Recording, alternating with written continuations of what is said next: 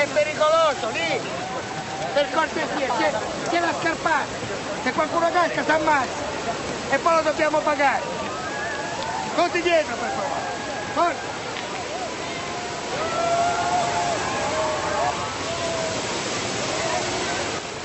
Impastato! Impastato?